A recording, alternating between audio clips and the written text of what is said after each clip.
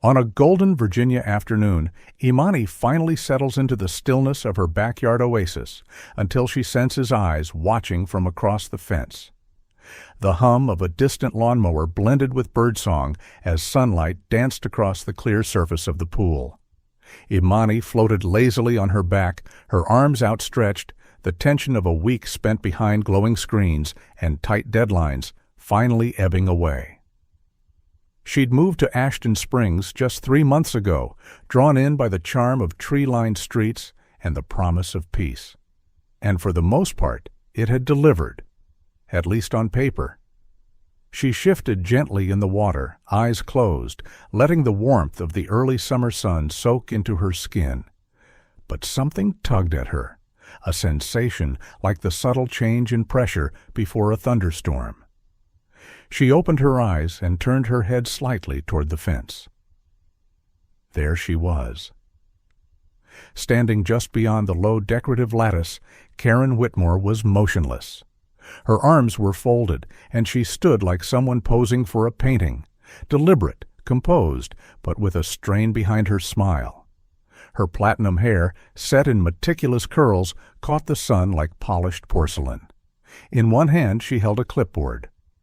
Of course she did. Imani pushed herself upright in the water and blinked toward her. She offered a casual nod and a wave, lips curled in something polite, but far from enthusiastic. "Afternoon," she said, just loud enough to carry. Karen didn't wave back. She leaned slightly against the post at the edge of her property, her gaze fixed on the pool as though studying a map. Imani climbed out and reached for her towel, mindfully ignoring the weight of the stair pressing down on her shoulders. She dried off in silence, then began the slow, familiar process of covering the pool. She'd done this routine dozens of times, unfurling the thick solar cover, aligning it carefully, weighing it down just right so it wouldn't shift overnight. It wasn't quick, but it kept the water clean, retained heat, and, more importantly, preserved her sense of ownership over the space. She was halfway through when the voice came. "You're covering it already?" Karen asked, her tone dipped in casual curiosity that didn't quite hide the edge underneath. Imani kept her eyes on the cover, adjusting a corner. "I'm done swimming for the day," she replied calmly. "Leaves are starting to fall again, and I like to keep it clean." Karen clicked her tongue gently, the way someone might when looking at a crooked picture frame. "It's such a lovely pool. Seems a shame to hide it when the light's still so nice." Imani paused, standing straight, water droplets still clinging to her skin. "I think it looks just fine covered," she said, careful to keep her voice neutral. Karen tilted her head slightly. "You know, the HOA really does value visual harmony. There's something about seeing a well-kept pool that adds to the feel of the neighborhood." There it was. That phrase again, the feel of the neighborhood. Imani had heard variations of it before. Backhanded compliments about her yard's colorful garden, questions about her car's make, not quite matching the others, and now this. "I'm sure the handbook says something about pools being maintained, not displayed," Imani responded, folding her towel over the chair. Karen's expression didn't change, but her fingers flexed subtly around the clipboard. "There are standards here, you know," she said, her voice warm on the surface but cooling underneath. "It's what keeps Ashton Springs refined." Imani didn't reply. She knelt beside the pool, smoothing the last fold of the cover, securing it with practiced hands. The sun was starting its slow descent, casting a honeyed glow across the yard. She could feel Karen's gaze still locked on her.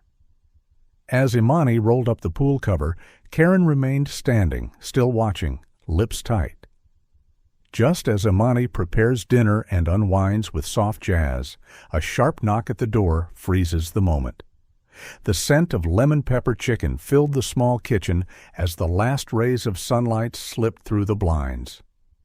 Imani stirred the skillet with one hand and reached for her glass of iced tea with the other, letting the music play softly behind her. It was a Miles Davis kind of evening, unhurried, smooth, the kind that let the stress of the week fall away.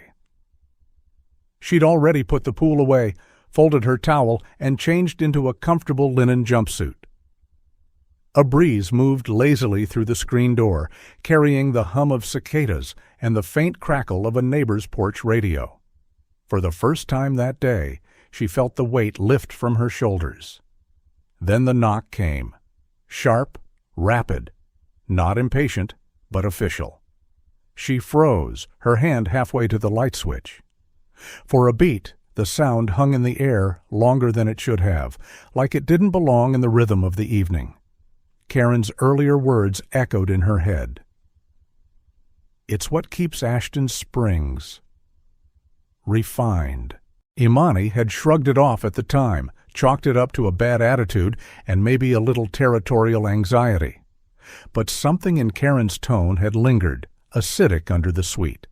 She hadn't liked that her pool was covered.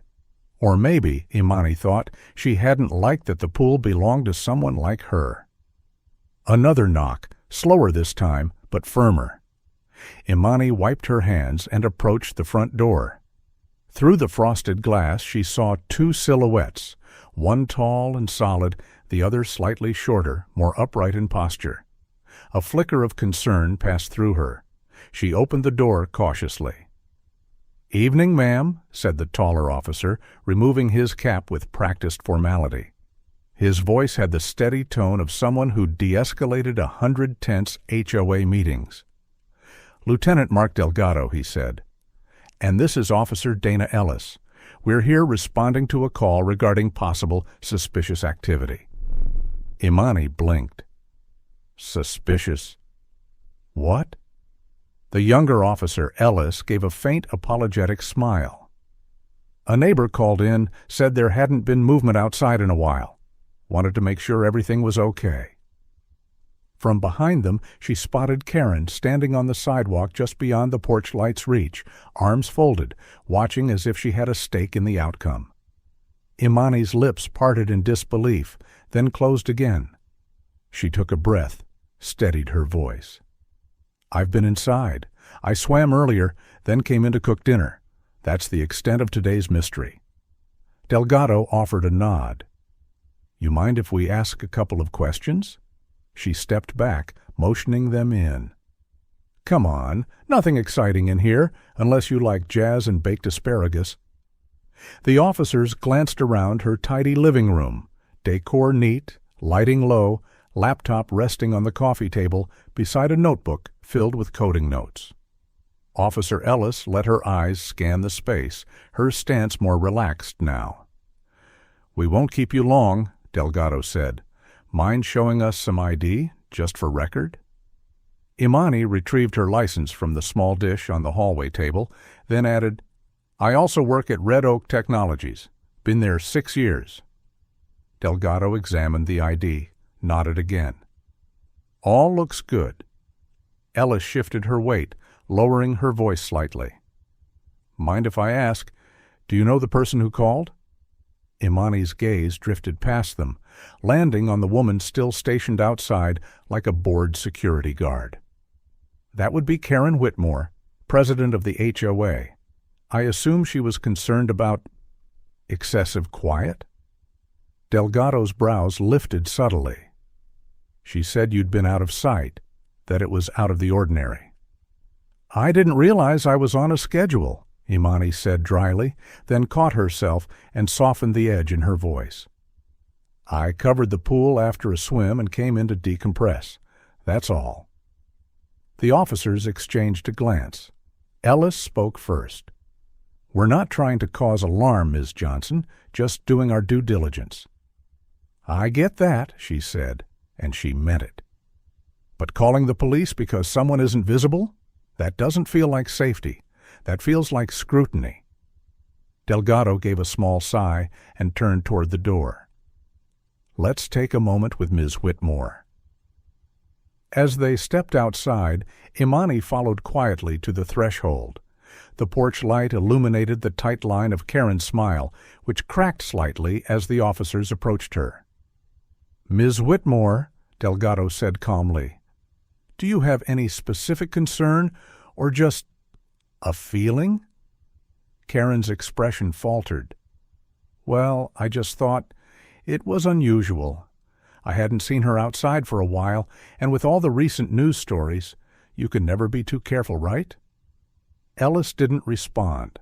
Delgado remained silent a beat longer than necessary before replying, "We appreciate caution, but we also need clarity." Karen's smile didn't quite return.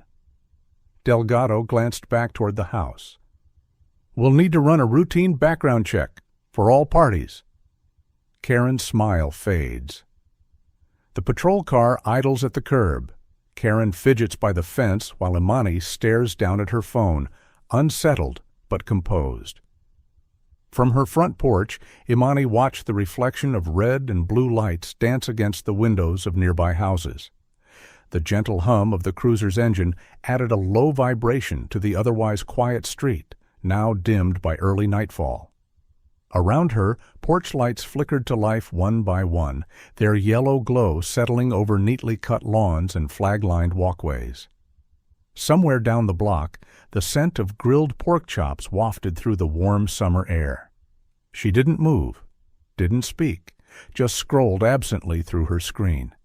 Her fingers hovered, but her mind replayed the words from Officer Ellis. "You're not the first she's tried this with." The statement hung heavy, not just as gossip, but as confirmation. Something wasn't just off, it was patterned. A soft step approached from her left. Officer Ellis stopped just short of the top porch step and didn't say a word right away. She looked around briefly, her voice low. "You might want to look into your HOA handbook," she said, her tone casual but intentional. "Article 7, Section 3, Paragraph B." Imani raised her eyebrows slightly. "That's specific." Ellis offered a half smile. "It's more useful than most realize, especially tonight." With that, she turned and walked back toward the cruiser. Inside the house, Imani pulled the thick binder from a kitchen drawer she hadn't opened in weeks. It still had the "Welcome to Ashton Springs" label on the front and smelled faintly of the packaging it had come in. She flipped past pages of landscaping regulations, approved fence colors, noise hours, and setback diagrams until she found it. Article 7, Ethics and Oversight. Section 3, Conduct of Officers. Paragraph B, abuse of authority, misuse of community resources, or harassment of residents shall constitute grounds for formal review and, upon substantiation, immediate removal from position. Her eyes lingered on the word harassment. The language was dry, but the implication was anything but. Outside, Karen's voice started to rise. "I've served this community for over a decade," she exclaimed, her words sharp even through the closed windows. "You're taking her side? I'm the one who made the call." Imani stepped back onto her porch, cradling the binder against her ribs. Delgado stood several feet from Karen, hands behind his back, composed. She stood near the fence post, gesturing broadly, eyes flashing with indignation. "I'm not the villain here," Karen insisted, now clearly flustered. "This is a misunderstanding." Delgado kept his voice level. "That's why we're going to ask a few more questions, at the station, just procedure."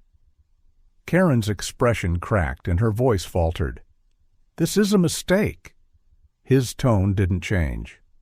"Ma'am, we'll give you a few minutes to collect anything you need, then we'll escort you down." Karen took a half step back, stunned, as if the words had struck her physically. She opened her mouth but found no words. Her clipboard was no longer in her hands. It lay forgotten on the grass beside her feet. Ellis returned to the porch, her face unreadable. She nodded toward the handbook, now resting open, beside Imani's iced tea. "Found it, didn't you?" Imani gave a small nod. Ellis leaned in slightly, voice hushed but clear. That paragraph? It's brought down presidents. HOA ones, anyway. By Monday morning, Karen's quiet whispers have turned into rumors, and now those whispers are being recorded.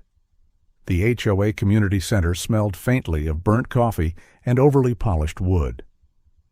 Morning sun poured through the tall front windows, illuminating rows of mismatched chairs and the small stage up front, where HOA board members typically presided over landscaping disputes and fence color debates. But today, the usual calm of Monday morning had shifted. Neighbors gathered in uneasy clusters, murmuring in half-whispers between sips of coffee and glances toward the center of the room. At the front sat Karen Whitmore, her hands clasped tightly in her lap. Her pearls, as always, were immaculate. But the set of her jaw and the stiffness in her shoulders betrayed her nerves. To her right sat the remaining HOA board, 4 individuals who normally echoed her with dutiful nods, but now kept their eyes either on the floor or on the ceiling.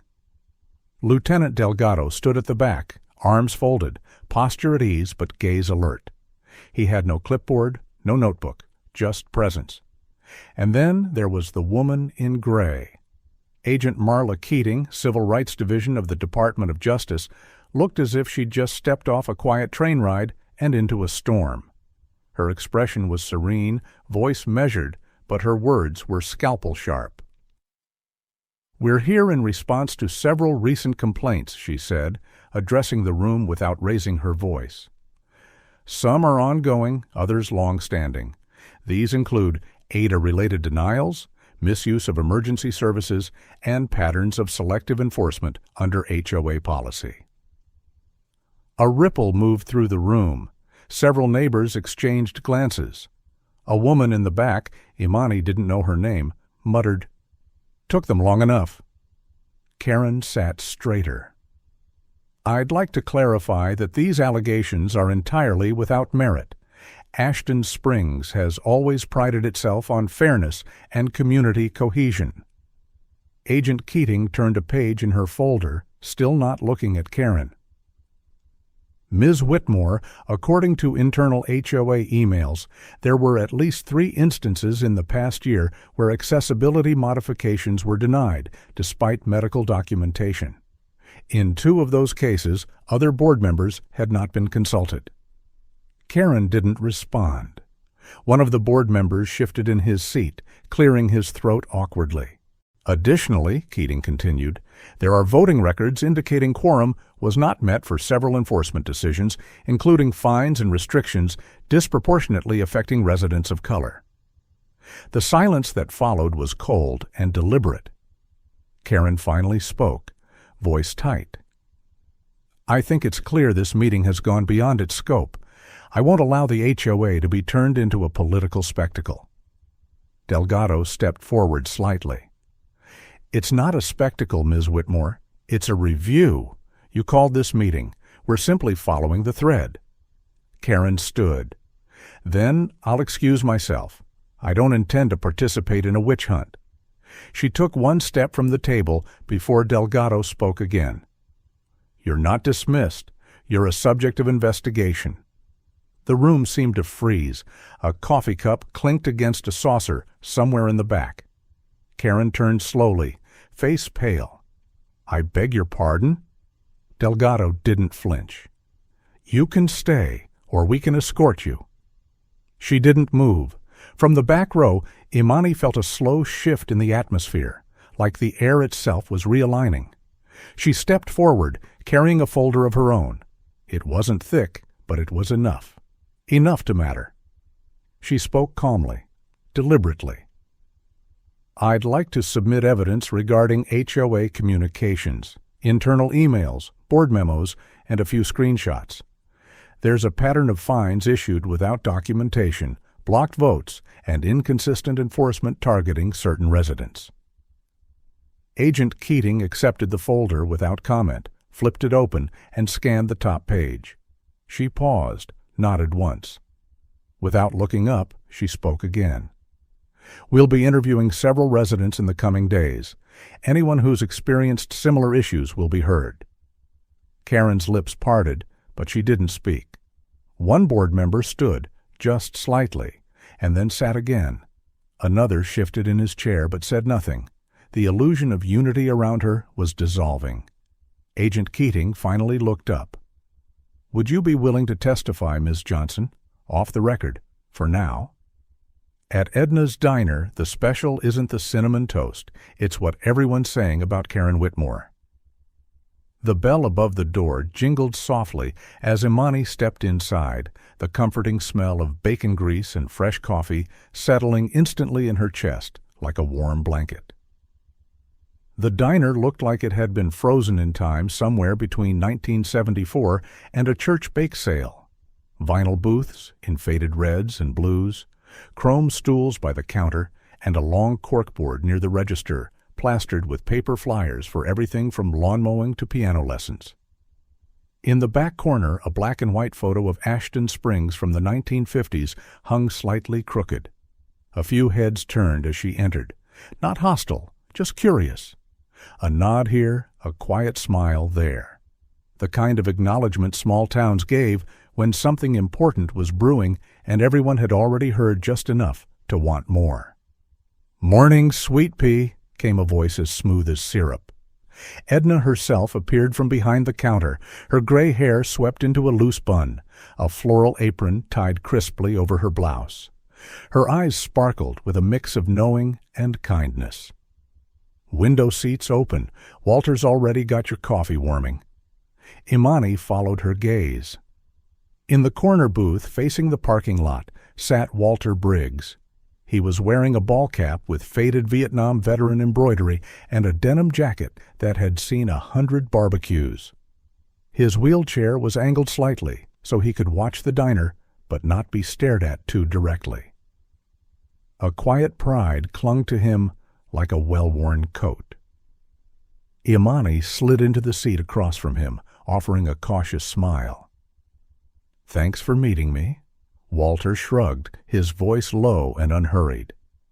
"Didn't have much reason to come in, till recently." They sat for a moment without speaking. The diner buzzed quietly with forks tapping plates, coffee being poured, and the gentle rhythm of gossip just under the surface. Imani spoke first. "I heard you had some history with the HOA." Walter chuckled, not with humor, but with that worn-out kind of disbelief. "Karen? Oh, yeah. She fought my ramp proposal tooth and nail, said it would disrupt the look of the street. Even had the nerve to suggest I use the back entrance." Imani's jaw clenched. "That's illegal?" "Didn't matter much then. Nobody was listening. Folks didn't want to ruffle feathers." She leaned in. "Would you be willing to talk to Agent Keating?" He studied her a moment, then reached into the inside pocket of his jacket and slid out a folded document, yellowed, creased, signed. "Still got the original rejection letter. Typed it myself when I was still trying to be polite." Imani took it gently, her breath catching. The paper trail wasn't just real, it was damning. Across the diner, a few other patrons had turned subtle ears their way. One woman, Margie, if Imani remembered right, leaned slightly closer from her booth. "You know," Margie said, voice low but clear, "she fined me $200 because my grandson left a toy truck on the lawn overnight. Called it visual disruption." Someone from another table chimed in. "She made Doug across the street paint over his mural. Said the colors were too expressive." It was as though the floodgates had opened. Edna returned with a fresh pot of coffee, setting it down gently. "Y'all want to see something?" Without waiting for a reply, she disappeared behind the counter and came back with a thick 3-ring binder. "Called this my HOA nonsense file. Folks been venting here for years, fines, letters, weird citations. I figured one day it'd matter." The binder hit the table with a satisfying thump. Inside were pages and pages of printed emails, scans of letters, even photographs of homes before and after being penalized. A map of the neighborhood was folded into the back pocket, with little red dots scattered throughout. Walter whistled. "Well, I'll be."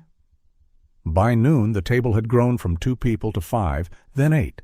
Some stood, others leaned over with coffee cups in hand. No one shouted, no one pointed fingers. It wasn't outrage. It was relief. The kind that came when people realized they weren't alone in what they'd carried. Later that afternoon, Imani walked into the community center with the binder in her hands. Agent Keating was waiting, flipping through notes with her usual composed focus. Imani placed the binder down without a word.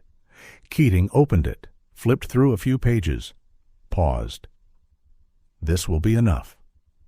Back at the HOA boardroom, a meeting is called. This time, not by Karen. The woman who once used bylaws as weapons now sits quietly as they're read aloud, this time against her. The town hall courtroom was packed. Light filtered through tall windows behind the judge's bench, catching on the brass fixtures and casting warm rays across the rows of wooden pews.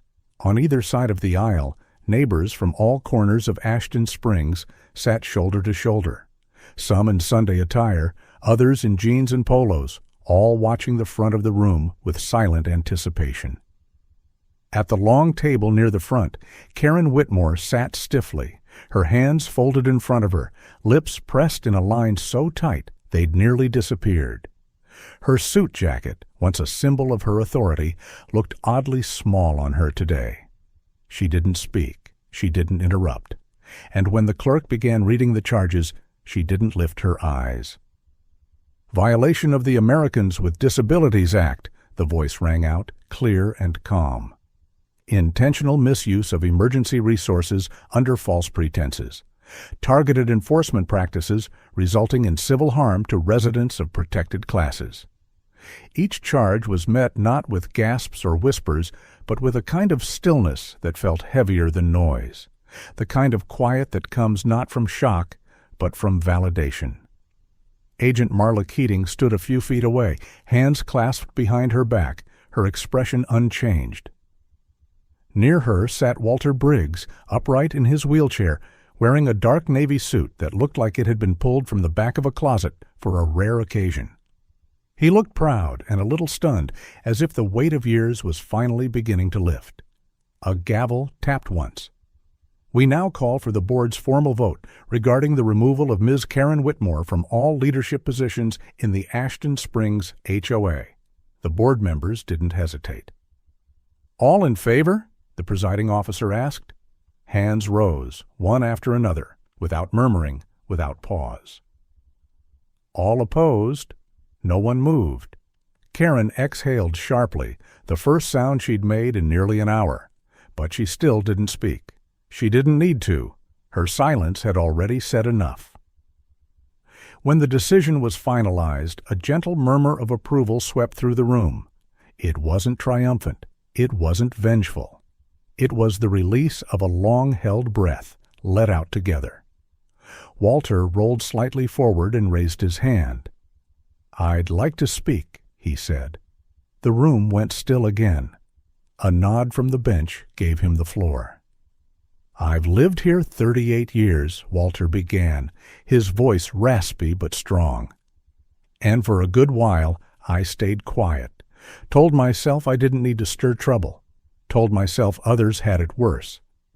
But this wasn't just about me. It was about everyone who got shut out, fined, watched, or silenced." He looked toward Imani, who gave him the smallest nod. "I'm grateful," he said, "not just for the justice, but for the reminder that it's never too late to stand up." A soft wave of applause followed, not loud, just enough. Then Imani stepped forward. She didn't read from a statement. She didn't carry notes. She just looked around the room and let the moment settle. "I moved here for peace," she said, "for quiet, for space to breathe, and for a while I thought maybe I didn't belong. But today proves that belonging doesn't come from fitting in. It comes from being heard, from knowing your voice matters." She paused. This wasn't about punishment. It was about accountability, about making sure no one else gets shut out or watched or questioned for simply living their life. When she stepped back, there were tears in more than one pair of eyes. Even the presiding officer cleared their throat twice before moving on. Karen was escorted out, not in cuffs, not in disgrace, but with a quiet finality. It wasn't rage or humiliation that broke her composure. It was the absence of fear in the people around her. The power she'd once wielded like a scepter had been replaced by process, by rules she no longer controlled. Later that day, Imani sat at the edge of her pool, bare feet dipping into the cool water. The sun hung low over Ashton Springs, casting gold over everything it touched. A group of kids laughed as they ran past her yard, chasing a soccer ball, weaving between sprinklers, their voices high and unburdened. She watched them go, her gate swinging gently on its hinges. Unlocked, open, easy. The gate stays open. In the quiet that followed justice, the sounds of children's laughter and the rustle of a breeze through open gates carried more meaning than any courtroom verdict. What began as one woman's quiet act of defiance became a turning point for an entire community. Proof that when voices unite, even the most rigid systems can bend toward fairness. Sometimes the strongest fences aren't the ones built to keep others out, but the ones taken down to let neighbors in.